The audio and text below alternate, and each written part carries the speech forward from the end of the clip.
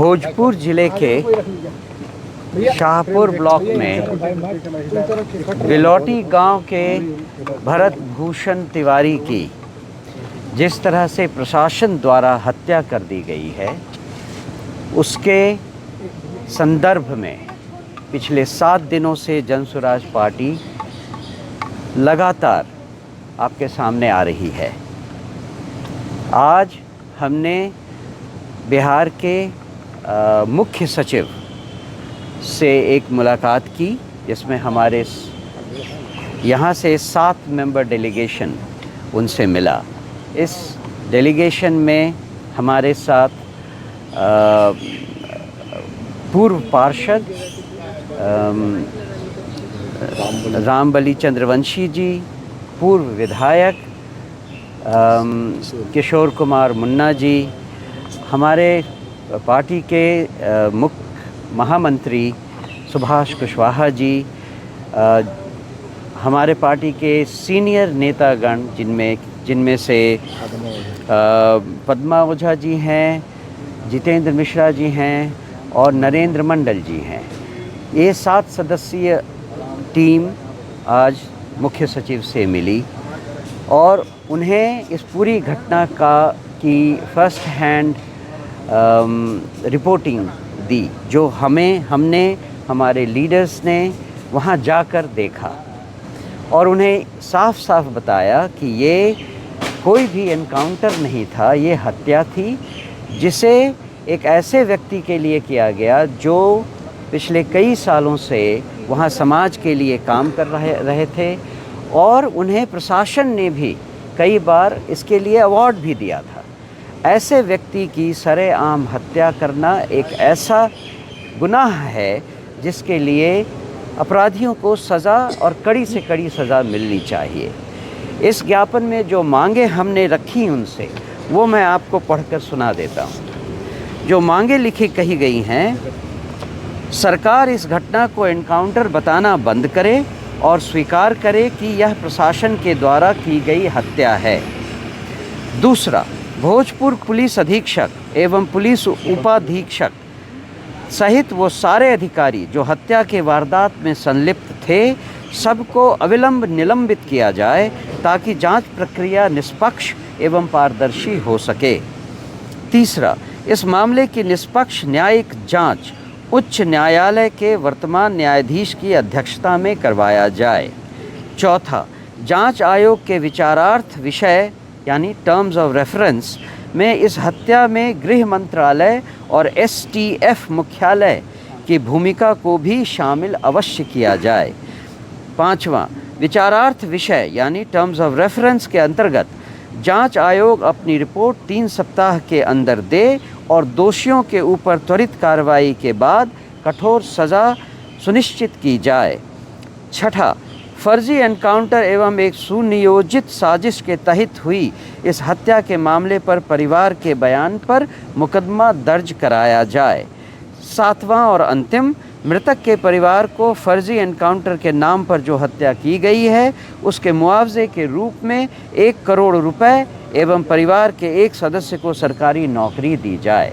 आप ध्यान देंगे कि इनमें से कई चीज़ें सरकार ने की हैं और ये बात भी सामने आई और हमने इसके बारे में बताया कि जो कुछ सरकार ने किया है वो एक तरह से नी जर्क ऑपरेशन लगता है। बिना सोचे समझे ये एक्शन लिया गया है। अगर सोचा समझा जाता तो सबसे पहले उन ऑफिसर को निलंबित किया जाता जो इस जांच आयोग के कार्य में बाधा डाल सकते हैं।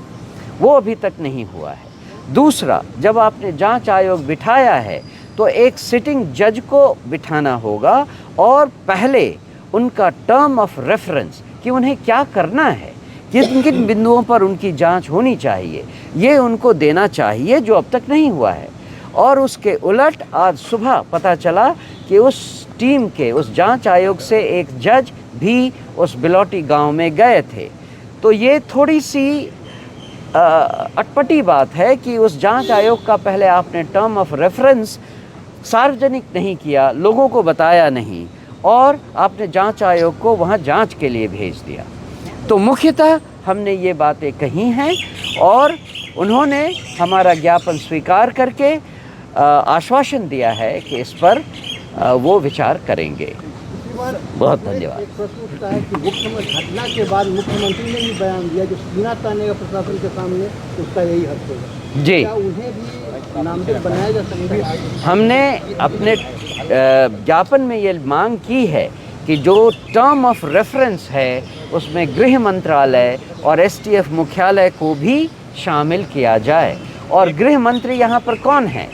जो गृह मंत्री हैं उनका मंत्रालय और गृह मंत्री खुद भी इस जांच आयोग में शामिल किए जाएं, ये हमारे ज्ञापन में लिखा हुआ है। सर जो मांगे आपने मुख्य सचिव के सामने रखी है, क्या फिर आगे जन स्वराज उस मांगों की समीक्षा करेगा कि वो मांगे पूरी हुई है या नहीं, या फिर बाकी सब की तरह जन स्वराज चुप बैठ जाएगा? जैसा कल प्रशांत जी ने कहा कि 15 दिनों तक अगर हमने देखा कि सरकार ने कोई इफ़ेक्टिव कदम नहीं उठाया है तो हम मुख्यमंत्री से खुद मिलकर उनसे बातचीत करने के लिए आएंगे, और अगर हमें रोका गया तो हम मुख्यमंत्री के घर का घेराव भी करने से नहीं चूकेंगे। उसमें प्रशांत किशोर भी रहेंगे? प्रशांत किशोर जी ने खुद इसका ऐलान किया है, तो इसका मतलब है कि वो ज़रूर रहेंगे। जो न्यायिक जांच भी बैठाई गई है, कल एक बिंदु छूट गया है भाई। जो न्यायिक जांच कल प्रशांत जी गए थे बिलौटी गांव, और उन्होंने कहा है कि भाई न्यायिक जांच हो और उसका दायरा गृह मंत्रालय और पुलिस मुख्यालय होना चाहिए। कोई भी जांच आयोग बैठता है, जांच आयोग बैठने के साथ ही टर्म्स ऑफ रेफरेंस उसमें तय हो जाता है। लेकिन ये पहला जांच आयोग है जिसमें टर्म्स ऑफ रेफरेंस आम लोगों को कोई मालूम नहीं है। उसमें स्पष्ट रहता है लिखा हुआ उसका उद्देश्य क्या है। उद्देश्य तो है भरत तिवारी के परिवार को न्याय दिलाना और जो दोषी है उस पर उसको सजा देना। दूसरी उसमें होता है रिस्पॉन्सिबल, जिम्मेवारी किसकी है, तो उसमें जिम्मेवारी तय किया जाता है कि कहाँ तक है, एसपी हैं, डीएसपी हैं, एसटीएफ है, या फिर अन्य जो राज्य के गृह मंत्री हैं उनका योगदान है। तीसरा रहता है कि उसका दायरा, उसका वही दायरा आ गया। और तीसरा रहता है कि जांच के लिए एक समय सीमा हो। समय सीमा भी नहीं दिखाया गया है कि जांच का समय सीमा क्या होगा।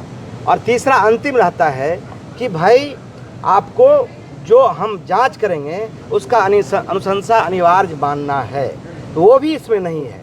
इस आज जब हम लोग मुख्य सचिव जी से मिले हैं तो हम तमाम लोगों ने उनसे आग्रह किया है कि ठीक है आपने जांच बैठाया है और जो उच्च न्यायालय के अवकाश प्राप्त न्यायाधीश हैं उनकी अध्यक्षता में किया है, सबसे पहले टर्म्स ऑफ रेफरेंस कीजिए।